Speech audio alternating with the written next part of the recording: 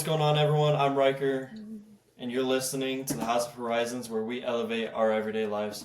Today, I have a special guest with me. If you want to go ahead and introduce yourself. Hi, I'm Lindsay Untch. I am a mom of two. I have a 13-year-old and a 9-year-old. Been married for 20 years, and I'm an interior designer decorator. Awesome. Do you want to tell everyone how we know each other? Sure, we know each other from church. Actually, we go to the same church. We go to the Church of Jesus Christ Latter-day Saints, and we're in the same congregation. Our family just got switched to a different one, but let's see, my husband was his seminary teacher, and then I was his Sunday school teacher, and got like it was so awesome getting to know you, Riker. Like you are just the coolest kid ever. And I'm just so dang proud of you with like everything you've been through and like what you're doing. And it's just amazing. And I love seeing how you've just like thrived this senior year. It's amazing. Thank you. I appreciate You're that. welcome. So you mentioned you're an interior designer. Mhm. How did you how did you stumble upon doing that? Okay, so the crazy thing is, I've only been doing it since 2020. And can I just tell you like how it all got started? So I originally was a teacher. I went to school and I became an elementary school teacher. And you know this, Riker, but your fans, your followers don't know. My husband and I, we tried to have kids for a really long time and couldn't have our own children. And so I ended up going to school to become a teacher. And I taught for a few years, fourth grade, and we did our adoption paperwork. And as we were waiting, like the process takes forever. And I just was doing my thing while we were waiting. And literally the day Michael, my oldest, was born, I got a phone call. I was sitting at my desk in fourth grade, I just had sent my kids to PE and I got the phone call at my desk and his birth mom was like, he's coming today. We are still choosing you to be his parents. You better get up here. And like I walked out and then never went back because what I wanted more than anything was to be a stay-at-home mom. So I stayed home with Michael, and then we were so lucky to get Spencer 4.5 years later. And then I stayed home for 10 years. Okay. So to stay at home mom. And I always thought I'd go back to teaching. But in 2020, like 2020 is so crazy for everyone, right? Just crazy, crazy COVID time. Well, what happened with us was and I think you might know this a little bit, Raker, but we had a little girl that we were going to adopt and we got her from birth, just like we got the boys. And 6 months into that adoption, we had to surrender her back to her birth family. And we had no clue that was going to be the case, that we'd have to do that. And I was devastated. And that doesn't even describe how absolutely traumatic and devastating that was.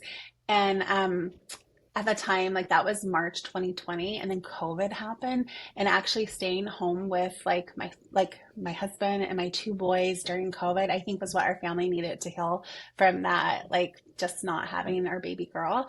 And I remember it was Memorial Day weekend, and Adam, my husband, Adam, he got this crazy idea that he wanted to go downstairs to our basement and start like breaking walls and like demoing like just this part in our basement that wasn't finished. So he goes down and starts to demo. And I get this idea in my head that, well, if he's going to do that, I'm going to build this huge like entertainment center in our basement. And in our basement, that big entertainment center, I built by myself, by hand, for 3 days, the 3 days of Memorial Day weekend. And that I think I didn't know, but the Lord knew that that's what I needed to help me heal, was just for my hands to be busy and for my mind to be creative and my hands to be creative, so that I don't know, just it sounds weird, but it was so therapeutic for me just keeping my hands busy, and it like cleared my mind, and it just helped so much. So like since that moment, I just started building like everything in my house. I built shelves. I built like the sliding barn door. I built a table. I built a bench. I built a console table, and I did it like that whole summer, and it was so therapeutic for my grief. And then one day my friend was like, Lindsay, why don't you start an Instagram and just post your projects? Because I know you're working on so much crap. And she's like, I want to see what you're doing. So I started an Instagram, and at the time it was Casey Girl Loves Farmhouse because I was doing so much like woodworking, and I started putting all my stuff on there. And then I start getting people text like DM me saying, "Hey, are you doing this as a side hustle? Would you do some stuff for me?" And at the time I was like, "No, I'm not going to do it as a side hustle." And then one day I had the crazy like thought in my head. It was August 2020, and I was like, I am just going to make a business out of it. So I literally just not even, I didn't have a business plan. I didn't have anything. But luckily, like interior design and decorating is a business, like it's a profession that you don't have to have any capital to start. Honestly, you don't even need to be officially like educated or have like a certificate or have a degree to get started in. So I really lucked out that way because I could just start up like kind of out of the blue. I started on Instagram and I didn't have a phone call or like an actual like real DM for like 3 weeks, and then my phone has not stopped ringing, and it's been the biggest blessing. I have a wait list. I've had a wait list for years. I'm booked out right now till April, and it's just been, I don't know. I think the Lord just knew, like even though this doesn't replace Serena, it like He's like, I have this whole outlet for you, this whole business that you're gonna have that's gonna fulfill you in ways you didn't even know was possible, and it's been the biggest blessing in my life. Yeah, that's awesome. I knew a little bit, most of that stuff. It's really interesting, and I love the work you do and the renovations you just finished in your home recently. Hmm. It's beautiful, absolutely Thank beautiful. you. Favorite thing about it's the Patrick Mahomes billboard thing. Thank you. I'm a Hey, that's only fan. up for it's only up for Chiefs season. That's it. Then he's coming down. No, you got to get a couple more. That's how we're gonna win the Super Bowl. No, but you know how superstitious Adam is. Like everything has to stay the exact same. So like my house is still decorated like when the playoffs started, Yeah, and we're not changing anything like till yeah. Super Bowl. Yeah, I'm excited. Next question. What is the best and worst thing about interior designing? Oh, that's a good question. At best is definitely the clients, which is like a surprise for me because I don't know, I wasn't a people person before like starting interior design, and just seeing like all like it's introduced me to so many different types of people, different types of homes, different types of lives and stories, and they have been phenomenal. Like I always thought the clients would be like the worst part of the profession, but they have been the best. And some of them have become very dear friends to me, and all of them have become friends, but like some have become like best friends. And so that's been great. Worst thing is probably um, I'm still like I'm like into almost year 5 of my business, and I'm still not very good about um being able to time out my projects. So I start, I don't like just take clients boom boom boom boom boom. I try to space them out so I don't have like all these projects right on top of each other. And unfortunately, even now, like that's the biggest struggle I have is like all of a sudden I have all the projects that are just all together. And I'm like, how does this happen? How does it keep on happening? Oh, so, but I keep trying different methods, different things to space them out and try different things. And you know what? The thing about like having your own business is you just have to keep trying. Like something's not working, you just keep trying something new, something new, something new, something new, and don't ever give up. Like even in something like silly like that, like it's just how you are. You have to be a problem solver. So 100%. And I stand behind that 100%. yeah. Um, Personally, I think like I don't know a lot about interior designing and stuff like that, but I would feel like clients would be like one of the worst, like not the worst, but like lower down on my list because I feel Yeah. like I would just like I don't know, a client doesn't like something and then just tells you straight to your face this sucks and you're not good at your job and something like that. So I'm just like, I don't know.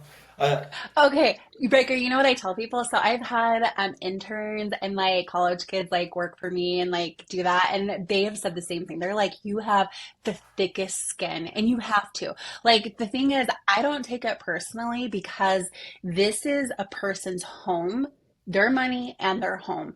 And like, I don't know, I think that's why it works so well with my clients and myself because I really view it as a collaboration. And I tell them like a no is just as important to me as a yes. And I tell them from the very beginning, I have the thickest skin. It does not offend me. It doesn't insult me at all. If you tell me anything negative about anything I'm presenting to you or anything like that. And to be honest, if it comes to the point where they really don't like what's going on, that really means I haven't done my part, my due diligence at the very beginning of our project. Like I try to dive as deep as I can. I do questionnaires, we do meetings. I try to get inside their mind so much so that when they see that design, they just love it. Now, not saying that every time that happens, but I don't know. I think if you just have the right attitude, you have a thick skin, you keep it professional, you don't keep it personal at all. Um, I honestly don't think you can go wrong with it. And like the clients, oh, they're so good. And I feel like that shows them respect too. Like that shows a respect for their money, for their things, for their own style. It's not like, oh, do everything Lindsay says. You have to do it her way or the highway. And I think when that respect is there, they it works really well. And you have a really good relationship with them.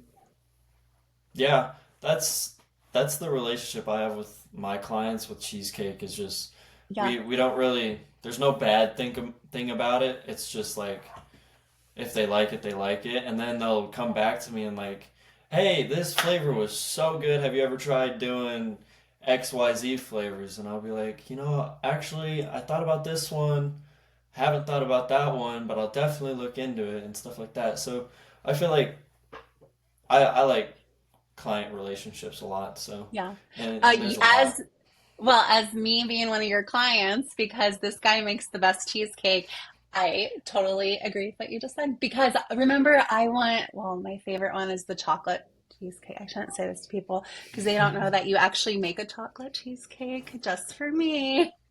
And that's like totally like being like someone who cares about his clients and cares about what they want and need and listen. Like you listen to it and you provide. So you do an awesome job with that, Riker. I appreciate that. You're What welcome. was the hardest thing starting your business? Because I know you went Oh, from doing it yourself to then starting your business, like you said, but like, yeah. what was the hardest thing about doing That's a starting really it good up? question. Great question. Actually, I was thinking about this. I think I didn't realize all that interior design and decorating entails. I just thought, oh, anyone can do it. Just I literally got thrown into the fire, and I didn't realize how big or massive that fire was. Um, but I was like, oh my gosh, this is so much more complicated, so many more layers than you just think. You just think, oh, it's just going in there and decorating. It's just going in and doing this. But there are so many layers to get that look, to do the process, not just even on the business side, but just in the interior design side, that I was not aware of when I started. And I had to learn as I went, especially because I didn't do the education portion. I didn't go to school for it or anything like that. Thank goodness. There's a lot of things that helped me. There's the interior design world is very open. I don't think it used to be, but now it's really open. And I think something that helped was podcasts. So that's why I love that you're doing podcasts because that's probably the number one thing that helped educate me was there's these interior design podcasts that they interview all like the greatest interior designers and you just get so much wisdom and you got taught by these people who do it in real time. So that's like the number one thing that helped me. And then number two was they have a ton of online courses, like not even just like college courses, but like, for example, last year I took for like 3 months a business course about like the business behind interior design. So it was a business course dedicated to interior design businesses only. And that has helped me so much. But there's so much information out there. And then the third thing and last thing is my slogan when I first started was fake it till you make it. And I don't know. That's just what I had to do. You have to have a little confidence. And you have to go in there and you have to be like, I've been doing this for a while. And it really doesn't matter how long that while has been. You've been doing it for a while. And I am so resourceful. I was like, I'm going to make this happen for the client and I'm going to figure it out. And I don't know. I think that's for any business though. Any entrepreneur, any business, small business owner, you go in, you got to have that mindset that you're going to be resourceful. You're going to make it happen no matter what comes up, and fake it till you make it. Like that was my slogan for years.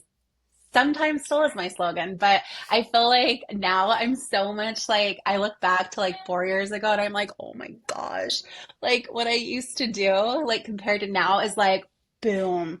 But the thing is, even though it's like now here, I still want to go further. Like that, like your whole thing about elevating your life at 1%, like that is like me. Like every year, every month, every week, I just want to keep elevating, elevating. And actually, I say I want to elevate every project. So every project I do, I want my next project to be 1% more elevated.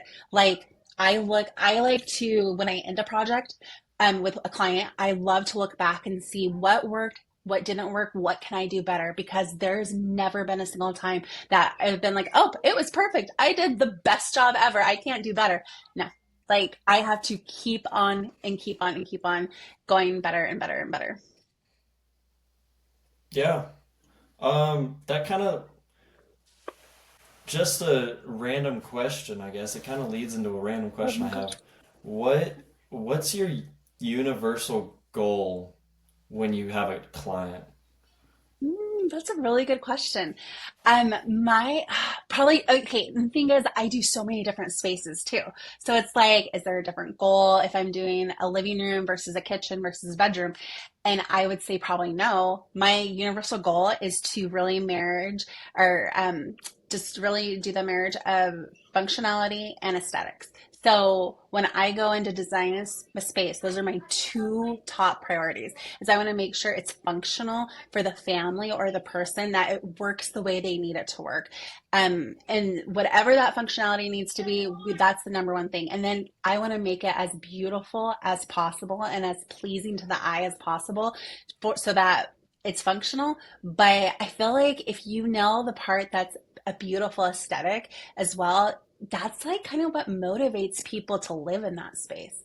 You know, when you have a beautiful, uncluttered, clean space that's been styled for you and your personality and your family, you go in there and it gives you energy, it boosts your mood, it boosts your productivity, and it helps you to function in that space the way you need to. That's awesome. Um, what's one thing you can do to elevate your space by 1%? Okay. Okay, that totally like goes right into it. Okay, so it's kind of what I was just saying. You're gonna be like, oh my gosh, this is the most like no-brainer, duh answer ever. But if you do anything else, you have to do this one thing. And the one thing is just start by cleaning your space and having it uncluttered. Like there is no like nothing that can replace that. And actually, I don't even start with a client until like I will not even go into their house until it is clean and not cluttered. So I am not like the organizer. I'm not the one that comes in and like takes out the trash and organizes your place. I'm the one that then takes your space once it's been clean, once it's been uncluttered, once it's been like you've done all those steps or you've had someone come in and help you with those steps. I come in and then make it functional and beautiful. And you can't make a space functional and beautiful until it's clean, until I have space to work with. And that's what some clients don't get. Is like I can come in and do a consultation and I'm like, well, when we get to the part where I'm actually going to come in and install, I have to have everything off every hard surface. I need to have this drawer cleaned out. I need to have all these things done because you can't, like, you need that space, that uncluttered space to work from. And the crazy thing is like if you have a cluttered space, it usually means you have a cluttered like mind too. So just there's so much like mindset behind that as well. Just but like functionality in a space, you're not going to be able to function in your space without it being clean and uncluttered. And the crazy thing is, there's like studies that show like having a clean and uncluttered space like not only boost your mood and reduce the stress, but the crazy thing is it helps you like to live functionally in that space. So for example, like if you're in an office space, um, if it's clean and uncluttered, that totally like not automatically, but it will help boost your productivity. If you're clean and uncluttered in your bedroom, that there's studies that show that that helps improve your sleep. So like no matter what space it is, there's even studies that show like if your kitchen is clean, get this, if a kitchen is newly remodeled and is clean and uncluttered, it shows that you make more homemade meals and eat more at home than not having that space newly renovated or clean and uncluttered. So it's like every single room, you will just spend so much more time in there, and feel better about being in there and about yourself and the functionality of that space if it's clean and uncluttered. I can totally get behind that because Mm. ever since I, like, even though this is a small area I have down here in the basement, it's just a place that I enjoy, I guess.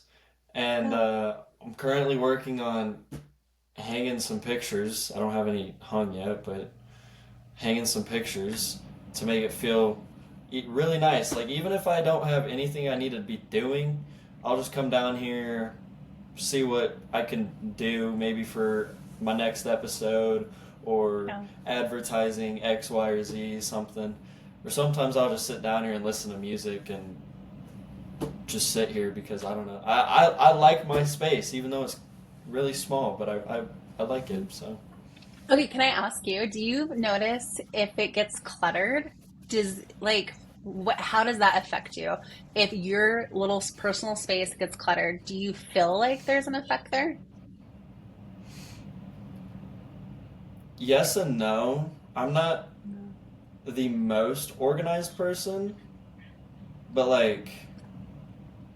like right now, I just have a couple of boxes just tucked away, kind of against the Hmm. wall, kind of behind my desk that I need to find a spot for. That all my equipment came in, and I'm just like I finally moved them because they kept getting in my way. So Hmm. that was annoying. Yeah, but now you're not annoyed. So there Yeah, you go. So at least like that takes some part of your brain. Well, now at least you're not annoyed looking at that every time. yeah. I have a green screen behind me, and sometimes that gets in the way. So I'm just like, that can't really Wait, go anywhere. But I just try to, you know, do what I can with it. okay, so behind you right now, is that a green screen or is that exactly how Um, it looks? Because I love it. so It looks great. so behind me is just something from the Riverside thing.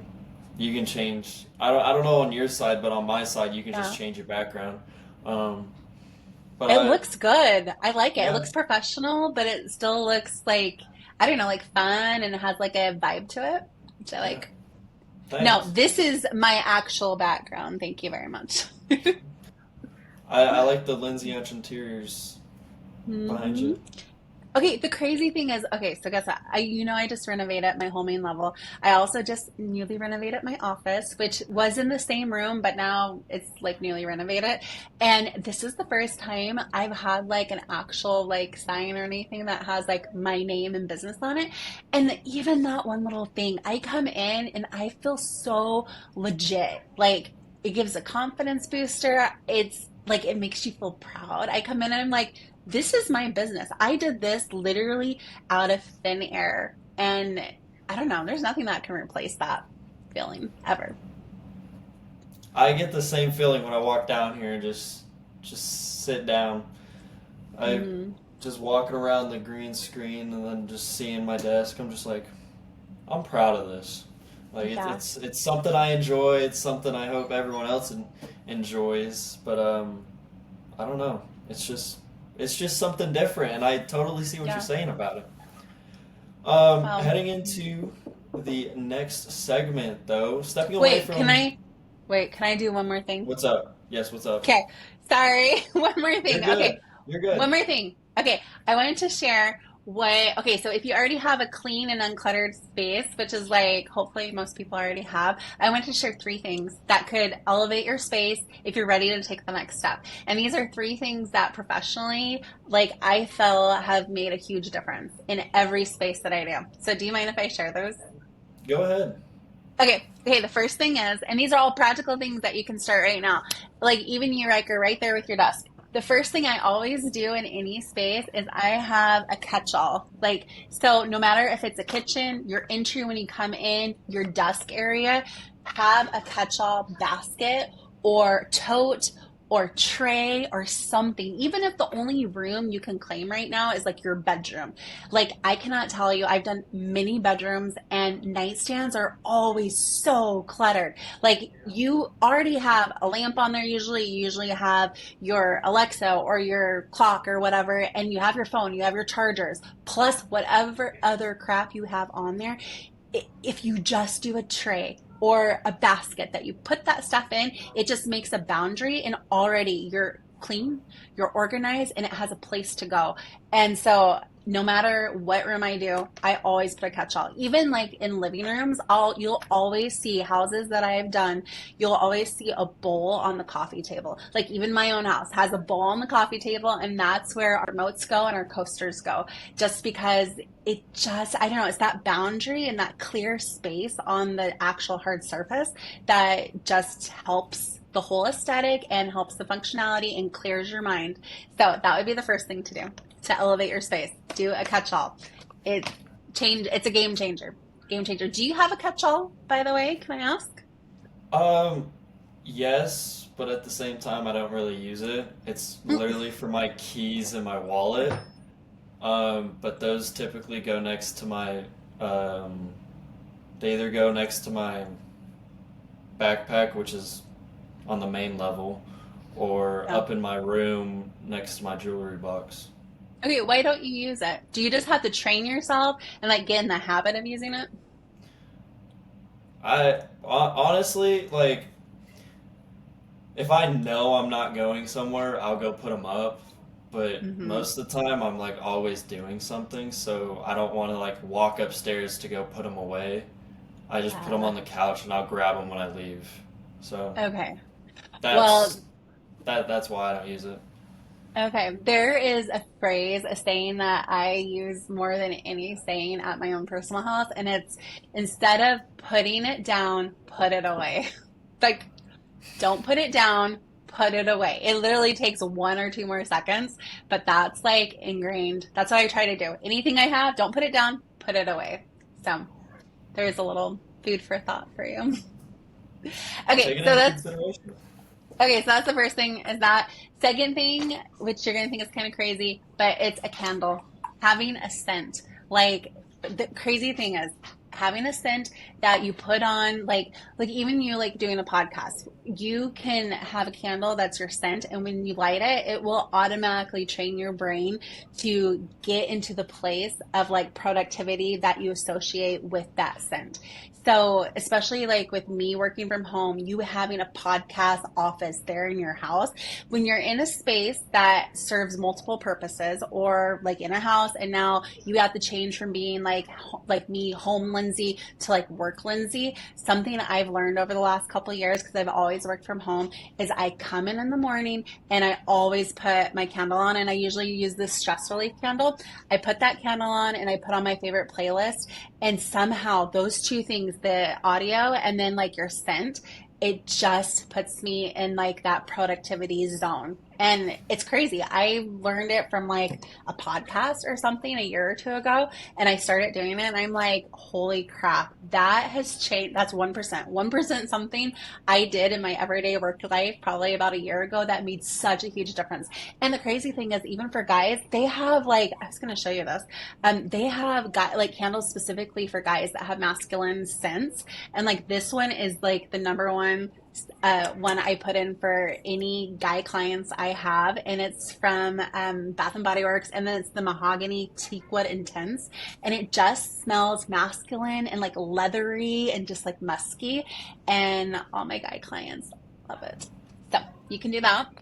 And then the third thing and last thing I would say would be having a picture in your space, wherever it is, of why, like why you're doing what you do. So having a picture of who you love and why you're doing this. So I always have a picture, like, you know, my house, you've been there, there's pictures everywhere of my family. And the reason why is because it just, when I see those pictures, it motivates me. It like talk about 1% better, like it motivates me to do the best I can in every aspect of my life, because it reminds me of the why am I doing this, why am I working another, like a job, why am I doing what I'm doing? It's for them, it's so I can be the best version of myself for my family, and it just reminds me of my why.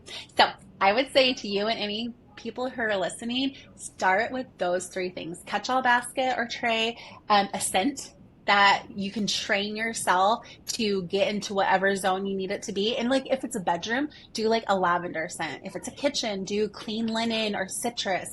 Like I said, if it's a work zone, I usually always go for the stress relief. It's a eucalyptus spearmint blend. And there's a lot of studies that show like those certain scents too just help your body and your soul. And this sounds a little hoo-ha, but it's true and it works. It really does. And then have a film or a picture of what matters most to you, because that will help motivate your why. So, okay. Yeah, that's awesome. I'm taking that into consideration. I like the picture one because that's why I'm putting pictures up on my walls. So, Yes, and make sure and you have a picture of like who's important to you. yeah, I need to get one because I haven't made a like an Instagram reel about it yet. But one is the big one is me and my graduation gown and cap. Oh, Um, I love that. Do you already have it back? yeah, we had our pictures over summer, I think, and then So early. yeah, Oh, yeah, it was early, so we got them back, and then my mom went and printed them out, picked them up and stuff. yeah. Um, and that one's gonna be big, and it's gonna go right in the middle of my little wall right here. And then on one side, it's gonna be me and my best friend, and then the other Nice. side is gonna be me and my one of my assistant principals from prom last year. We took a picture. Yeah. I stumbled across it. I was like, I forgot about this, and I grabbed it and brought it downstairs, and I was like, hey, you need to go buy another frame because I want this hung. And my mom looks at me and she's like, why? And I was like, Yeah, I well, I love was this gonna picture. ask, This why do you picture love is it so really much? good because that assistant principal is my favorite assistant principal out of everyone in the school. Not to like hate on anyone else, but he and I just like get along, and I really like him. So Does he inspire you too? Like motivate you? yeah, like he'll always like we can talk. I'll go in just randomly, and we'll talk about sports all day long. We can do that forever. Yeah. Um, and like literally anything we do. Like I work. I'm a student supervisor for our concessions group. Hmm. Um, so he's the one that runs that, and then employee wise, I'm like the highest up, and then everyone else is below me. And so when there's an issue, they like all the other kids come to me, and then I'll just be like, okay, do this, that, the other. Have you done XYZ?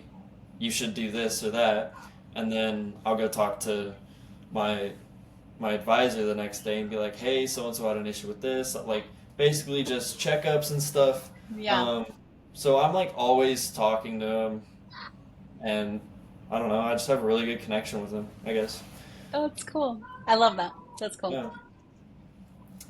So moving into the next segment, we talked about your business. We talked about Mhm. elevating your space.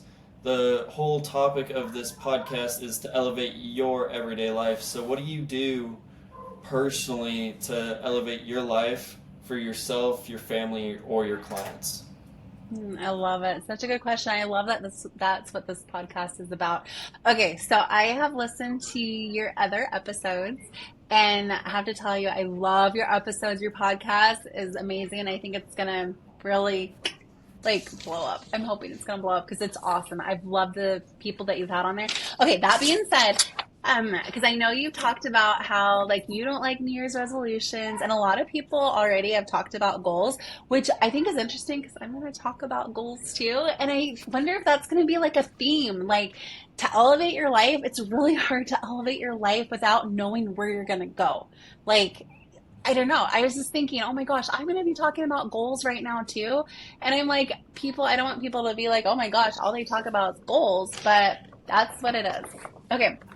So for me, I kind of take a different approach to it. I do vision boards. So here's an example of my vision board for this year. And I don't do actual like specific. Oh, dude, are you having okay with my device here?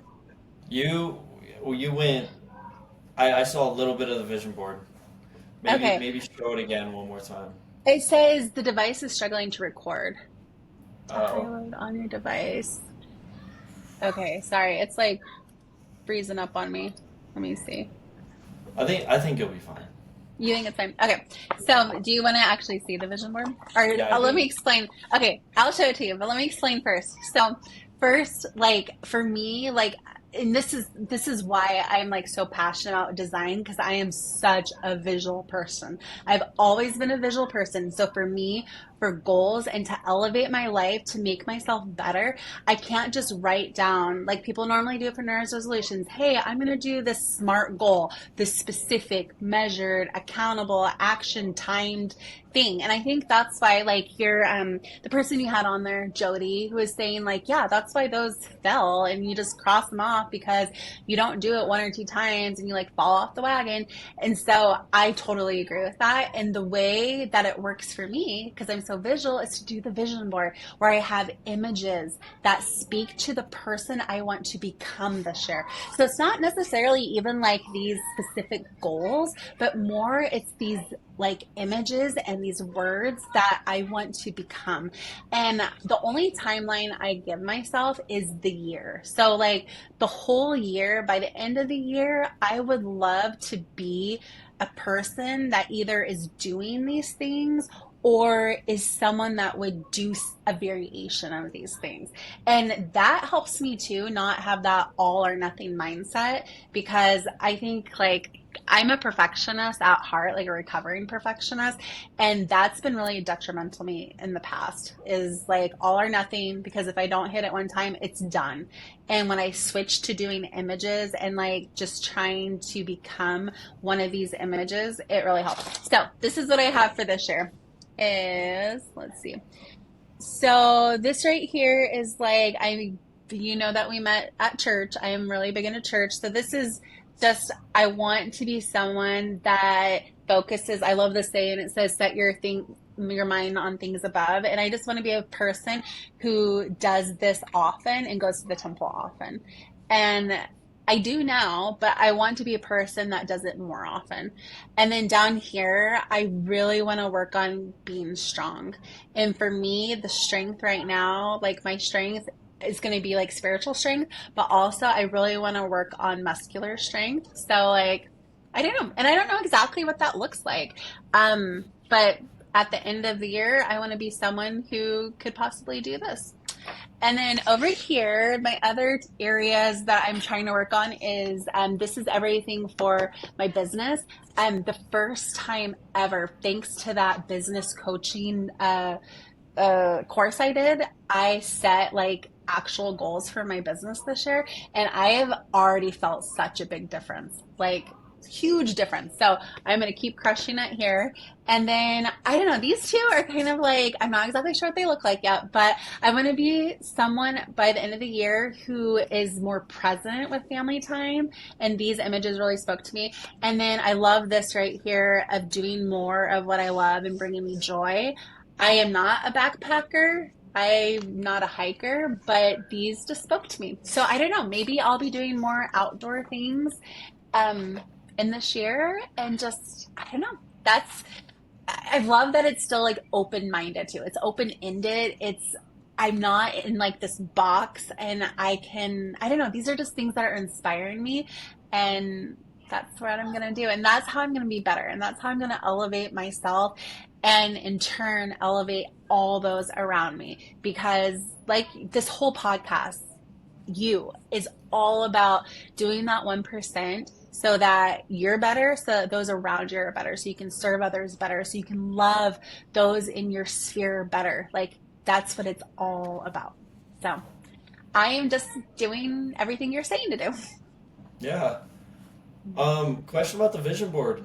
Do Yeah. you do you make those like on your own, or do you do it with your family? Like everyone sits down and they'll make vision boards, or is it just a you Yes. thing?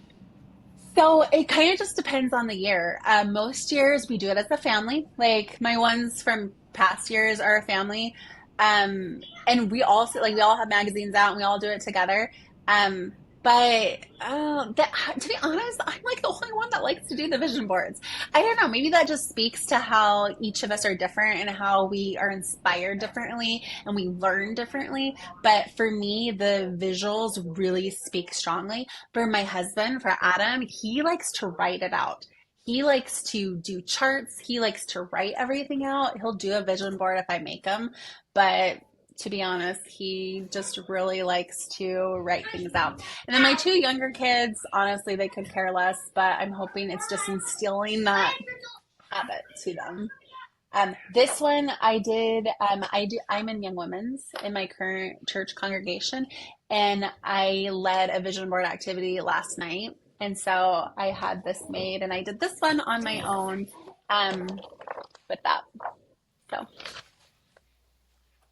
Another question about your vision board. Where do you keep your vision board?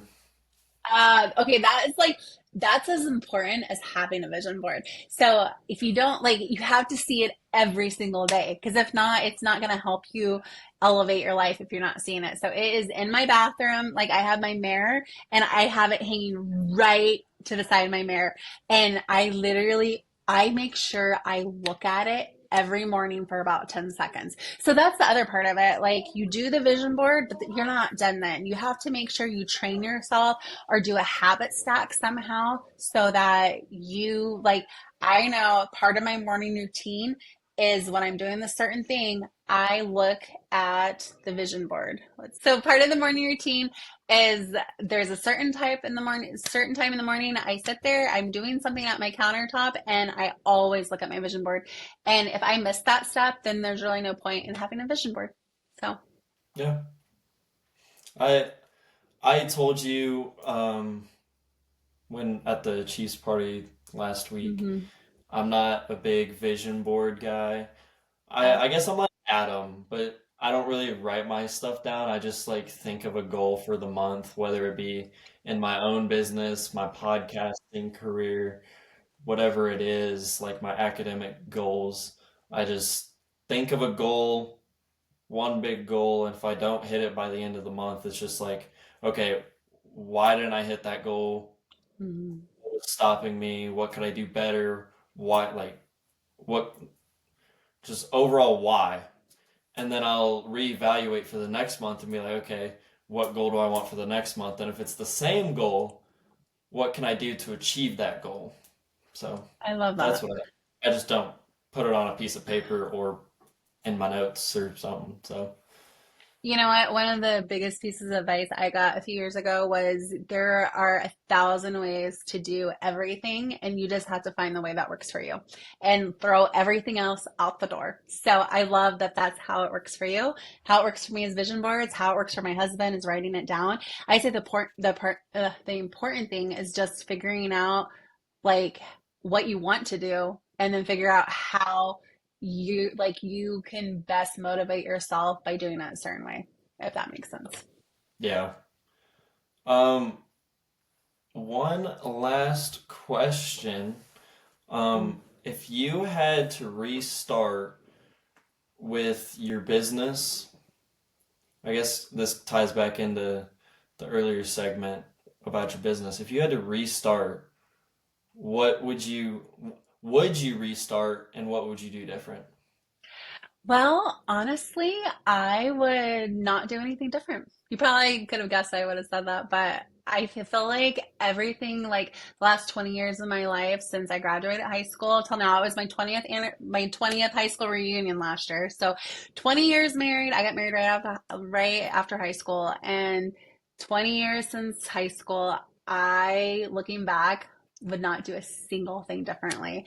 I feel like everything I've learned from going to college to be a teacher, actually teaching for a few years, staying at home for that length of time, every single aspect of my life has led me to the person I am today and like the set of skills I have today.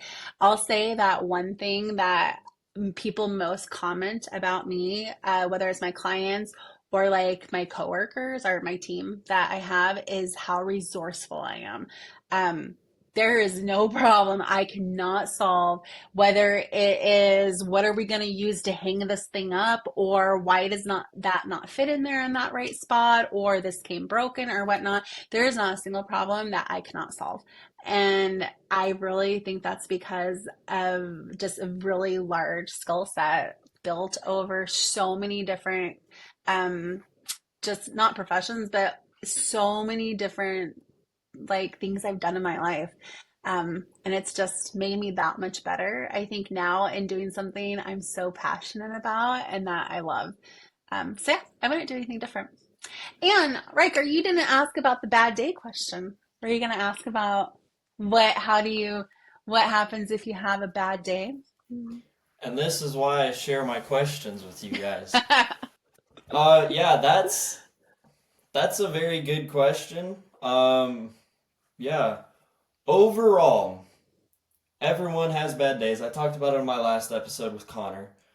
You're Mhm. gonna have a bad day. You're gonna have things that just happen, and sometimes you just don't know what to do about it. Other times it's just like why? And then it just totally changes your mood. What is one thing that elevates your day no matter what mood you're in? I would say, well, okay, this is the thing is I would say if I'm in a bad mood, if something happens to me, and I've had a couple really bad days in the last couple weeks.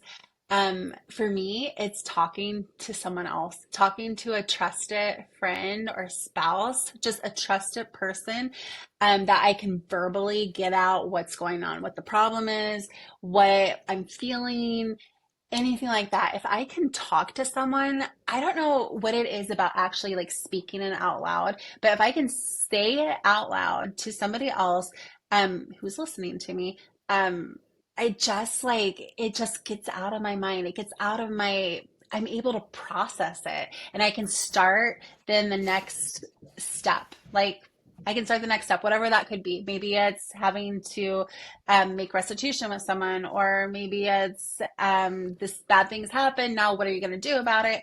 Um, I can just say full, like 100%, like that's what helps me more than anything is talking it out with someone that you trust. And the crazy thing is, I feel like God, like, He always has someone right there for me, like, even in the moment. Can I share something about something that happened? Um, Yeah. Okay, so a couple, like 2 months ago, I was at a client's house of all places, and Adam was with me, which is not normal. So my husband normally never goes to clients' houses with me. This particular client, I needed to have him there to hang up this really, really heavy thing, this super heavy thing. So he came with me to do that. And while I was at my client's house, I received a phone call, and it was not a good phone call. It was a horrible phone call, horrible. And it like I know it was no coincidence that Adam was right there with me when I received that phone call, because there was no way he was even supposed to be there. Like no way at all. Like there's no reason, well, he came for a reason, but 9 times out of 10 he is not there. And I know that that was such a blessing from Heavenly Father. So I would just like don't I guess that is what elevates my life too. And no matter what, is knowing like God is there. He's aware of me, he's aware of you, he's aware of every single one of us, and he will put people in place for us, especially when we're struggling, especially when we're having that bad day. And I think just having that relationship with him, with Heavenly Father, and knowing that He knows me and He's there for me, elevates my life every single dang day.